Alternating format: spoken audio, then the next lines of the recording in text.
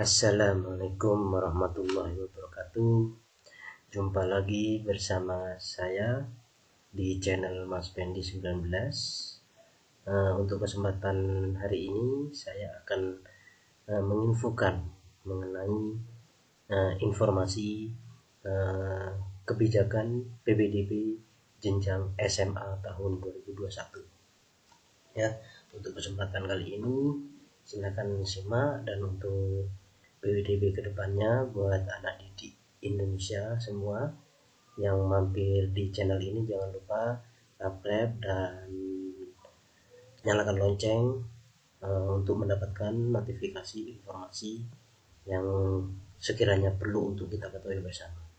Oke, next kita lanjut, yaitu mengenai kebijakan PPDB jenjang SMA tahun 2021. Sosialisasi sekolah, penggerak dan asesmen nasional.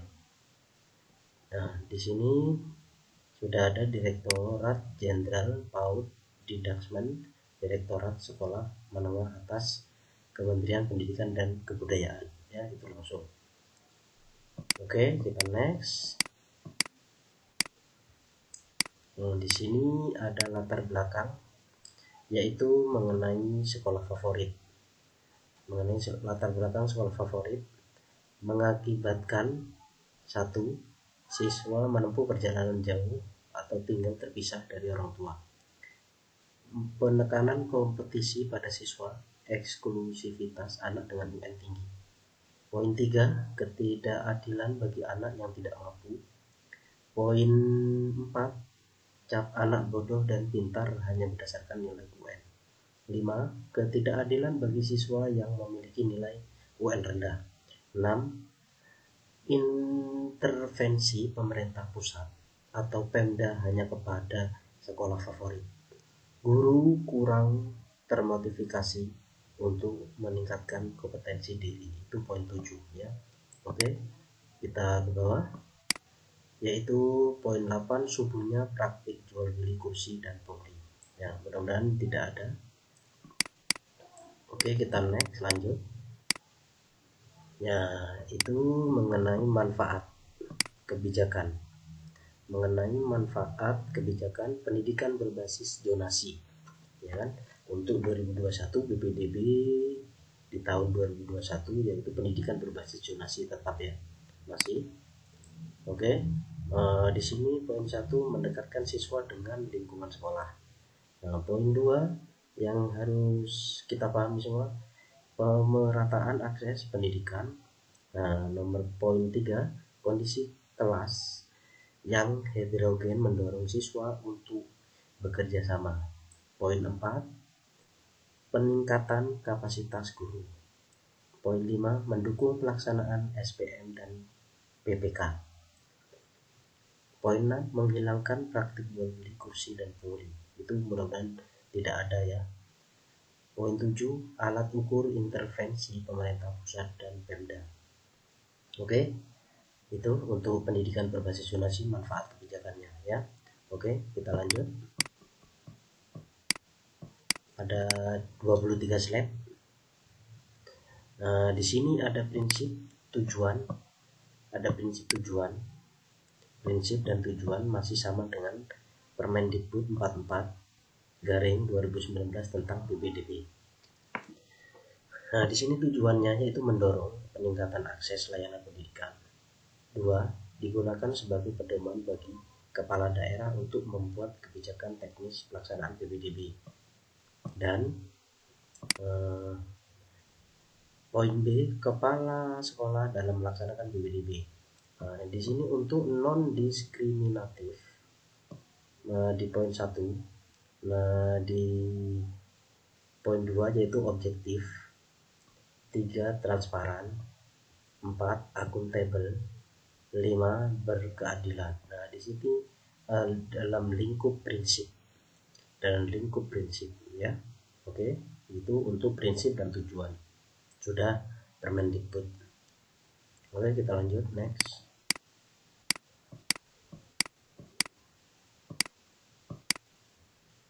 Di poin selanjutnya, slide selanjutnya ada persyaratan. Nah, di sini persyaratan yang perlu diketahui masih sama dengan Permendikbud. Nah, berarti sama seperti kemarin ya. Itu persyaratannya. Persyaratan calon peserta didik baru kelas 10 SMA atau SMK berusia paling tinggi 21 tahun pada tanggal 1 Juli tahun berjalan ya. Tuh. Untuk perlu ketahui, nomor 2 memiliki ijazah SMP sederajat atau dokumen lain yang menjelaskan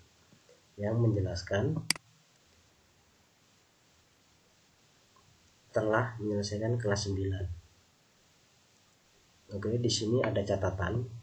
1. Syarat usia dibuktikan dengan akta kelahiran atau surat keterangan. Sama seperti tahun kemarin.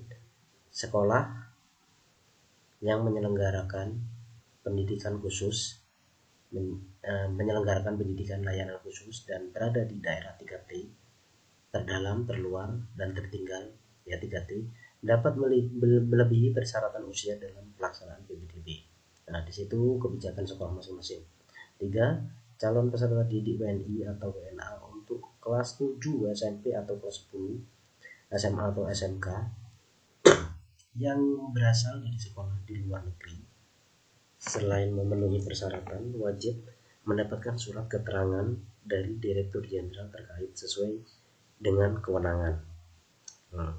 Lanjut, nomor 4. Peserta didik WNA wajib mengikuti matrikulasi pendidikan bahasa Indonesia paling singkat 6 bulan yang diselenggarakan oleh sekolah yang bersangkutan. Oke, untuk 5. Syarat usia dan ijazah atau dokumen lain dikecualikan bagi calon peserta didik penyandang disabilitas. Jadi masih sama seperti tahun kemarin, yaitu mengenai persyaratan dan catatannya. Persyaratannya masih sama seperti tahun kemarin. Permendikbudnya sama 44/2019 tentang PPDB. Oke. Kita lanjut di slide selanjutnya. Slide selanjutnya mengenai perubahan proporsi jalur PPDB. PPDB 2020 yang kita ketahui SD, SMP, SMA zonasi minimal 50%. 2. Afirmasi minimal 15%. 3. Perpindahan tugas maksimal 5%. 4. Prestasi siswa atau kuota ya. SMK dikecualikan dari aturan tentang jalur PPDB. Ini khusus untuk SMK dikecualikan. Oke. Nah, di sini untuk jenjang SD 1. Zonasi minimal 70% dan poin 2 afirmasi minimal 15%. 3. Perpindahan tugas orang tua atau wali maksimal 5%. Nah, perubahan di jalur zonasi ya itu ya untuk jenjang SD. Dan untuk jenjang SMP dan SMA poin 1 zonasi minimal 50%. Nah, jadi separuhnya ya. Separuh untuk diutamakan putra daerah sekitar wilayah lingkungan sekolah dulu diutamakan. Poin 2 afirmasi minimal 15%. 3. Perpindahan tugas orang tua atau wali maksimal 5%. Prestasi sisa kuota. Nah, jadi sisa kuota ini masuk di prestasi nanti. Jadi prestasi kalau tahun kemarin ada jatahnya. Kalau untuk tahun 2021 prestasi ini dilihat dari sisa kuota ya. Sisa kuotanya seumpama sisa 10 atau 20 ya, di situ nanti diselipkan gimana baiknya agar perubahan proporsi jalur PPDB ini akurat dan rata lah. Nah, sama rata seperti yang lain sekolah-sekolah lainnya supaya tidak berbeda-beda. Tidak ada perubahan ya, tidak ada perubahan berarti sama seperti kemarin. Oke, kita next. Nah, di sini ada catatan jalur pendaftaran PPDB dilarang menggunakan tes masuk.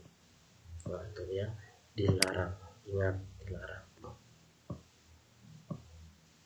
Dilarang.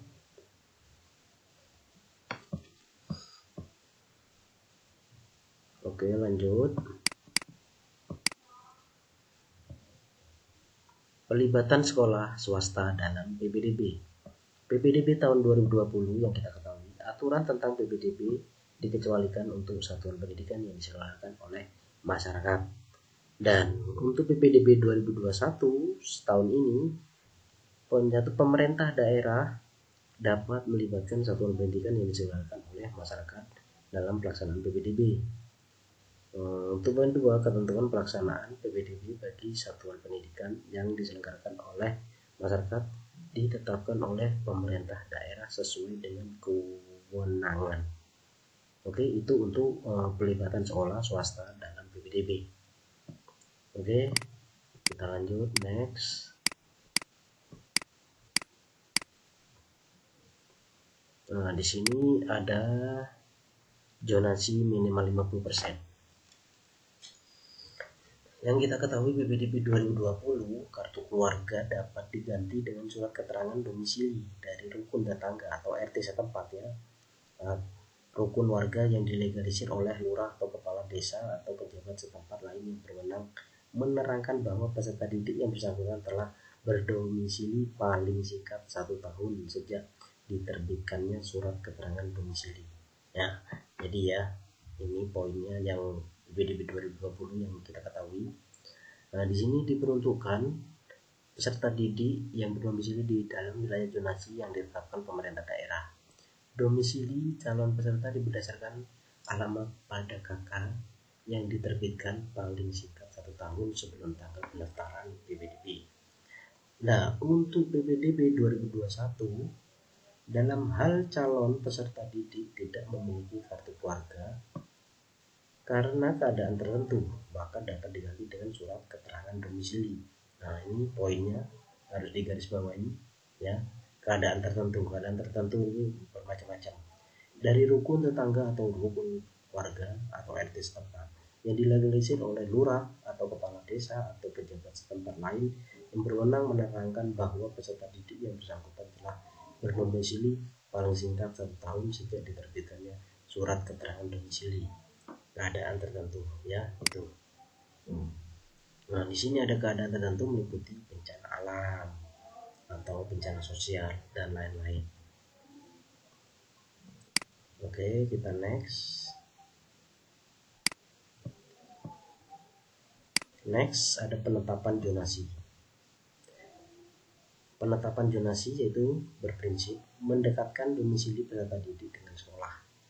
Ya, di sini ada pelibatan MKKS, penetapan wilayah, kerjasama Pemda, pengumuman. Ya kan? Poin-poinnya harus dipahami semua untuk prinsip.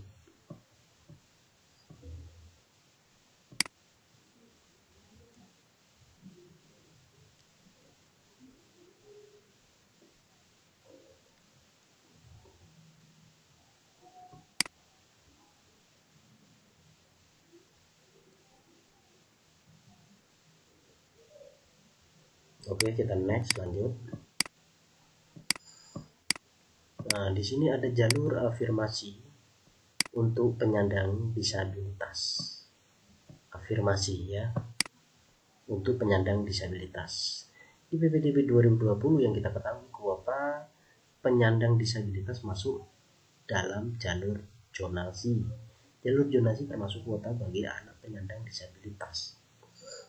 PPDB 2021, kuota penyandang disabilitas masuk dalam jalur afirmasi. Jalur afirmasi diperuntukkan bagi peserta didik yang berasal dari keluarga ekonomi tidak mampu dan penyandang disabilitas. Ya, untuk PPDB 2021 ini ya, khususnya di jalur afirmasi. Oke, kita lanjut next.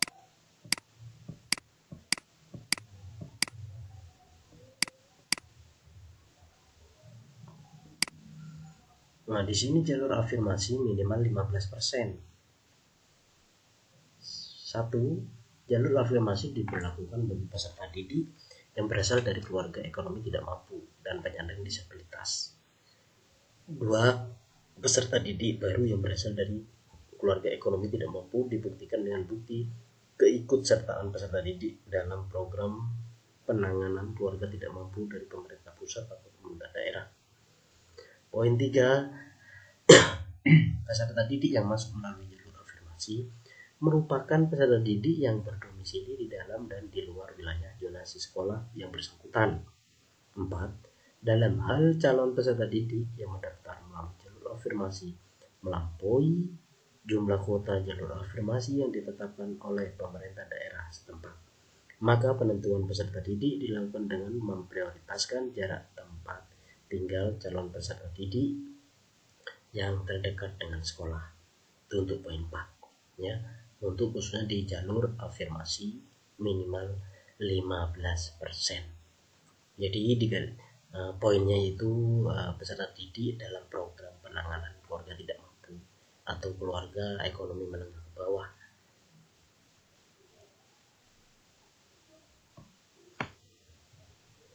Yang dibuktikan dengan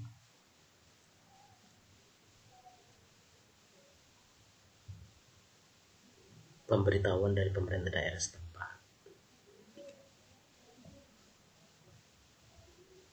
Oke, untuk jalur afirmasi minimal 50% sudah. Kita next selanjutnya, yaitu di poin jalur perpindahan orang tua atau wali maksimal 5%. PPDB 2020 yang kita ketahui, poin 1, perpindahan tugas orang tua atau wali dibuktikan dengan surat penugasan dari instansi, lembaga, kantor, atau perusahaan yang memperkerjakan. 2. Kuota jalur perpindahan tugas orang tua atau wali dapat digunakan untuk anak guru. Ya, perpindahan, ya kan? Kalau tidak ada yang di jalur perpindahan. Jadi untuk anak guru bisa dimasukkan di sini jalur kuota perpindahan tugas orang tua. Dan untuk PPDB 2021 poin 1 yaitu dibuktikan dengan surat penugasan dari instansi, lembaga, kantor, atau perusahaan yang memperkerjakan. 2. Jika terdapat sisa kuota jalur perpindahan tugas orang tua atau wali, maka sisa kuota dapat dialokasikan untuk calon peserta didik pada sekolah tempat orang tua atau wali mengajar. Poin 3. Penentuan peserta didik dalam jalur perpindahan tugas orang tua atau wali diprioritaskan pada jarak tempat tinggal calon peserta didik yang terdekat dengan sekolah, yaitu untuk PPDB 2021 tahun ini. Oke, jadi poinnya ada nambah 1 poin ketentuan yang berlaku. Oke, kita lanjut. Jalur perpindahan orang tua sudah maksimal 5%. Kita lanjut di poin selanjutnya. Jalur prestasi. Ya, di sini jalur prestasi yang kita ketahui PPDB 2020 SMP dan SMA. Pengukuran prestasi untuk jalur prestasi A. Nilai ujian sekolah atau UN. B. Hasil perlombaan atau penghargaan di bidang akademik maupun non-akademik pada tingkat internasional, tingkat nasional, tingkat provinsi, dan atau tingkat kabupaten kota. 2. Bukti prestasi diterbitkan paling singkat 6 bulan dan paling lama 3 tahun sebelum tanggal pendaftaran. Itu untuk PPDB 2020. Dan untuk PPDB 2021 tahun ini SMP dan SMA ditentukan berdasarkan rapot yang dilampirkan dengan surat keterangan peringkat nilai rapot peserta didik dari sekolah asal atau prestasi di bidang akademik maupun non-akademik ya. Nah, poin 2, rapor menggunakan nilai rapor pada 5 semester terakhir. Jadi 5 semester terakhir ya. Bukti prestasi diterbitkan paling singkat 6 bulan dan paling lama 3 tahun sebelum tanggal pendaftaran PPDB, yaitu untuk poin dan ketentuan PPDB 2021 ya, ada 3 poin, dan PPDB 2020 ada 2 poin untuk jalur prestasi. Oke sobat YouTube, kita lanjut di slide selanjutnya. Jalur prestasi sudah. Kita lanjut di pengecualian jalur PPDB. Kita bahas pengecualian jalur PPDB itu seperti apa. Jalur PPDB dikecualikan bagi 1. SMK yang diselenggarakan oleh pemerintah daerah. Sekolah kerjasama, sekolah Indonesia di luar negeri, sekolah yang menyelenggarakan pendidikan khusus, sekolah yang menyelenggarakan pendidikan layanan khusus, yaitu untuk jalur PPDB dikecualikan ya, untuk pengecualian jalur PPDB. Sekolah berasrama 7, sekolah di daerah 3T, tertinggal, terluar, dan terdalam. Nah, poin 8 di sini, sekolah di daerah yang jumlah penduduk usia sekolah tidak dapat memenuhi ketentuan jumlah peserta didik dalam satu rombongan belajar. Nah, di sini yang di teks merah sudah dikotaki, sudah disendirikan. Nah, di sini ada kaitannya dengan ditetapkan oleh pemerintah daerah dan dilaporkan kepada Direktur Jenderal terkait sesuai dengan kewenangan. Nah, untuk poin sekolah di daerah yang jumlah penduduk usia sekolah tidak dapat memenuhi ketentuan jumlah peserta didik dalam satu rombongan belajar. Oke, satuan pendidikan masing-masing pasti paham untuk mengenai ini. Buat masyarakat yang awam semoga paham. Dan untuk PPDB 2021 semoga berjalan lancar sesuai dengan peraturan pemerintah yang ada. Pentingnya orang tua dan lingkungan saling mendukung. Ya, oke, kita next lanjut, yaitu di tahap pelaksanaan PPDB. Masih sama dengan Permendikbud, ya kan? Masih sama tahap pelaksanaan PPDB. Dimulai tahap pengumuman, pendaftaran, seleksi, pengumuman penetapan, dan daftar ulang. Sama masih ya. Sekolah yang menerima BOS tidak boleh memungut biaya. Nah, ini tolong di garis bawahi betul-betul supaya tahu ya. Jadi sekolah yang menerima BOS tidak boleh memungut biaya. Nah, poin 3, sekolah tidak boleh. Poin A, melakukan pungutan atau sumbangan yang terkait dengan pelaksanaan PPDB maupun perpindahan peserta didik. Dan poin B, melakukan pungutan untuk membeli seragam atau buku tertentu yang dikaitkan dengan PPDB. Nah, itu ya di poin 3 mengenai tahap pelaksanaan PPDB. Oke, kita lanjut next sobat YouTube. Di slide selanjutnya masih tetap stay, yaitu sekarang di slide mengenai tahap pelaksanaan PPDB masih sama dengan Permendikbud 44, jadi sama seperti tahun kemarin ya. Nah, di sini ada pengumuman, pendaftaran. Jadi pengumuman itu sangat real untuk dipublikasi, dilakukan oleh pemerintah daerah, dilaksanakan paling lambat minggu pertama bulan Mei, paling sedikit memuat informasi, persyaratan calon peserta didik sesuai dengan jenjangnya, tanggal pendaftaran, jalur pendaftaran yang terdiri dari jalur donasi, jalur afirmasi, jalur perpindahan tugas orang tua atau wali, atau jalur prestasi. Ya, yang di atas tadi sudah kita baca, kita bahas. Jumlah daya tampung yang tersedia pada setiap jenjang sesuai dengan data rombongan belajar dalam Dapodik, dan tanggal penetapan pengumuman hasil proses seleksi PPDB. Nah, kan di situ. Nah, di sini untuk pendaftaran di poin 1, menggunakan mekanisme daring dengan menggunakan dokumen yang dibutuhkan sesuai dengan persyaratan ke laman pendaftaran PPDB yang telah ditentukan. 2. Pelaksanaan mekanisme daring menjadi tanggung jawab Pemda.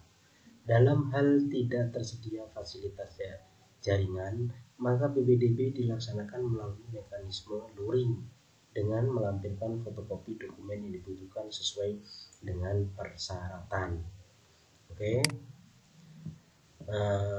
lanjut, yaitu di poin 4, pengumuman pendaftaran melalui papan pengumuman sekolah maupun media lainnya, menyesuaikan untuk di satuan pendidikan masing-masing ya. jadi sama masih seperti tahun kemarin. Oke, kita lanjut di slide selanjutnya sobat YouTube, yaitu mengenai tahap pelaksanaan PPDB. Masih sama seperti tahun kemarin atau tahun 2020, tahap pelaksanaan PPDB-nya yaitu meliputi seleksi, pengumuman penetapan, daftar ulang dan pendataan ulang. Nah, di sini seleksi poin 1 memprioritaskan jarak tempat tinggal terdekat ke sekolah dalam wilayah zonasi yang ditetapkan. Untuk poin 2, jika jarak tempat tinggal calon peserta didik dengan sekolah sama, maka seleksi untuk pemenuhan kuota atau daya tampung terakhir menggunakan usia peserta didik yang lebih tua berdasarkan surat keterangan lahir atau akte kelahiran. Itu untuk seleksi ya. Pengumuman penetapan di poin 1 dilakukan sesuai dengan jalur pendaftaran dalam PPDB. Poin 2 berdasarkan hasil rapat dengan guru yang dipimpin oleh kepala sekolah dan ditetapkan melalui keputusan kepala sekolah. Jika kepala sekolah belum definitif, maka penetapan PPDB dilakukan oleh pejabat yang berwenang. Dan itu untuk mengenai poin pengumuman penetapan ya. Next, kita di poin mengenai, kita bahas poin-poin daftar ulang dan pendataan ulang. Nah, di sini poinnya ada poin 1 dilakukan oleh calon peserta didik baru yang telah diterima untuk memastikan statusnya sebagai peserta didik pada sekolah yang bersangkutan dengan menunjukkan dokumen asli yang dibutuhkan sesuai dengan persyaratan. Poin 2, pendataan ulang dilakukan sekolah yang bersangkutan serta tidak boleh memungut biaya ya kan. Di sini untuk daftar ulang dan pendataan ulang. Untuk alur tahap pelaksanaan PPDB sama seperti tahun kemarin, mengondisikan satuan pendidikan masing-masing di semua wilayah Republik Indonesia. Oke, tahap pelaksanaan PPDB sama seperti tahun kemarin. Kita next, lanjut sobat YouTube. Kita next di slide selanjutnya, yaitu mengenai penyaluran kelebihan siswa. Nah, di sini penyaluran kelebihan siswa. Poin 1, sekolah wajib melapor ke Dinas Pendidikan jika berdasarkan hasil seleksi jumlah calon siswa pada sekolah yang bersangkutan melebihi daya tampung. 2, sekolah tidak boleh menambah jumlah rombongan belajar atau ruang kelas baru terkait PPDB. Nah, ya, mohon dipahami semua. 3, Dinas Pendidikan wajib menyalurkan kelebihan calon siswa ke sekolah lain dalam zonasi yang sama. Nah, di sini jika dalam zonasi yang sama tidak tersedia, siswa tersebut disalurkan ke sekolah di luar wilayah zonasi atau di wilayah Pemda lain yang terdekat. Nah, jadi ini semua kebijakan dari Dinas Pendidikan wilayah daerah masing-masing ya, di luar wilayah zonasi atau di wilayah Pemda lain yang terdekat. Ya, oke. Di sini cukup dipahami mengenai penyaluran kelebihan siswa. Penduduk Indonesia ini makin tahun makin bertambah. Ya, semoga kebijakan pemerintah dan pemerintah daerah sama imbang, sama rata. Oke, kita next di poin slide selanjutnya, yaitu mengenai perpindahan peserta didik. Nah, ini yang sering kita temukan nih. Kadang kebanyakan cuman di sekolah yang pertama, gimana caranya karena tidak masuk di jalur zonasi, jadi mau nggak mau masuk di jalur zonasi. Nanti kalau sudah selesai semester 1 kebanyakan pindah di sekolah yang diinginkan, yang difavorit. Nah, itu yang kebanyakan ini yang saya ketahui. Oke, di sini perpindahan peserta didik masih sama seperti tahun kemarin 2020. untuk 2021 saat ini, perpindahan peserta didik dilaksanakan atau dasar persetujuan kepala sekolah asal dan kepala sekolah yang dituju. B. Sekolah yang bersangkutan wajib memperbarui Dapodi. C. Wajib memenuhi ketentuan persyaratan PWDB atau sistem zonasi. Ya. Nah, untuk poin 2, peserta didik setara SMP, SMA, SMK di negara lain dapat diterima di SMP, SMA, atau SMK di Indonesia setelah menyerahkan fotokopi ijazah atau dokumen lain yang membuktikan telah menyelesaikan pendidikan jenjang sebelumnya. Surat pernyataan dari kepala sekolah asal, surat keterangan dari Direktur Jenderal yang menangani bidang pendidikan dasar dan menengah, lulus tes kelayakan dan penempatan yang diselenggarakan sekolah yang dituju. Oke.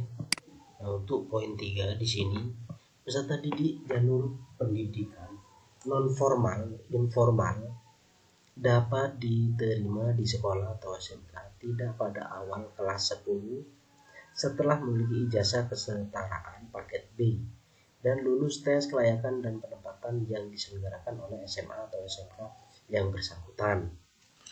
Poin 4 maksudnya, jika terdapat perpindahan peserta didik dari jalur pendidikan non formal informal ke sekolah, maka sekolah yang bersangkutan wajib memperbarui Dapodik.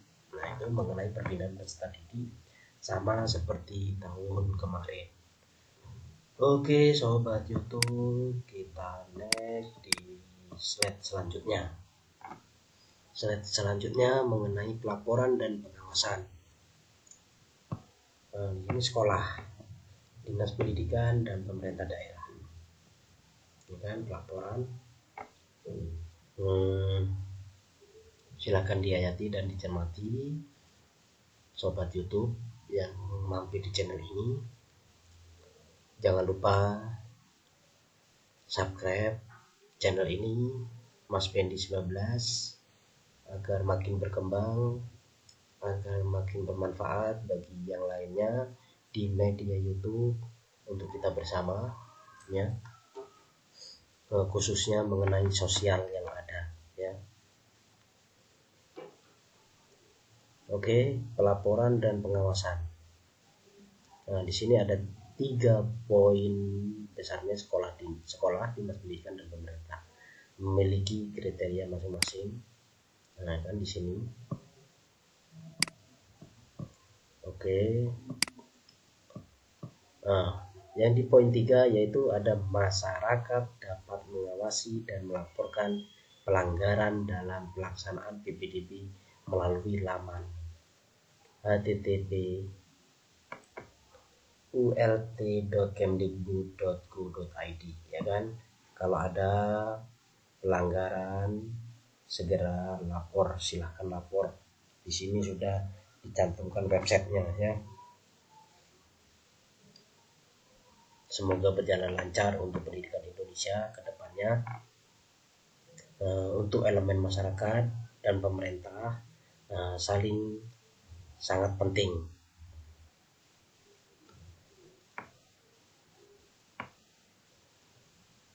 Oke, kita lanjut. Kalau sudah, ini mengenai pelaporan dan pengawasan. Jadi ketiga elemen ini memiliki keterkaitan masing-masing, peran masing-masing: sekolah, dinas pendidikan, dan pemerintah daerah.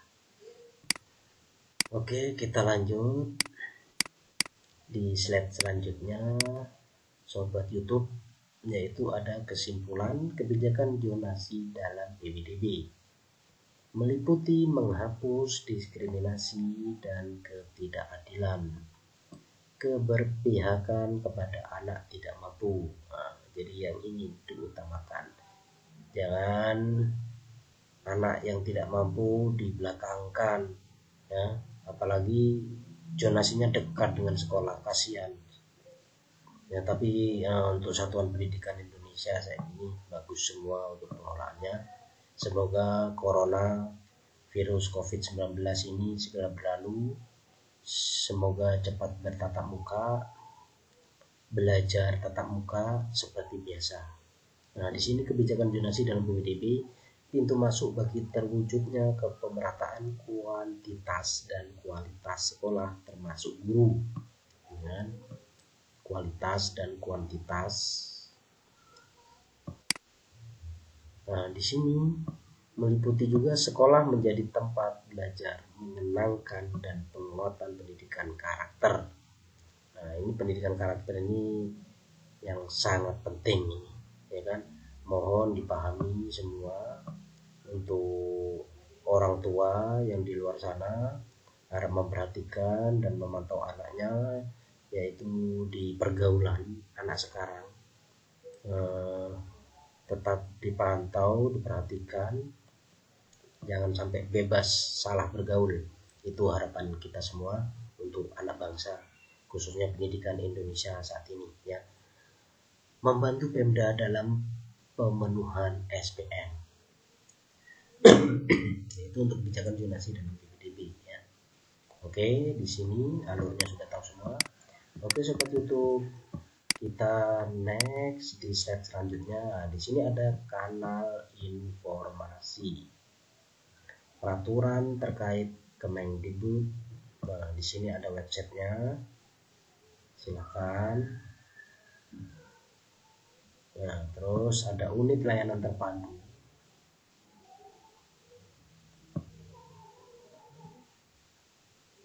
Nomor HP-nya pun atau WA ada semua, kontak personnya ada semua, nomor kantornya ada semua, data pendidikan daerah, dana alokasi khusus DAK, data pendidikan daerah, dana alokasi khusus DAK, dan bantuan operasional sekolah BOS.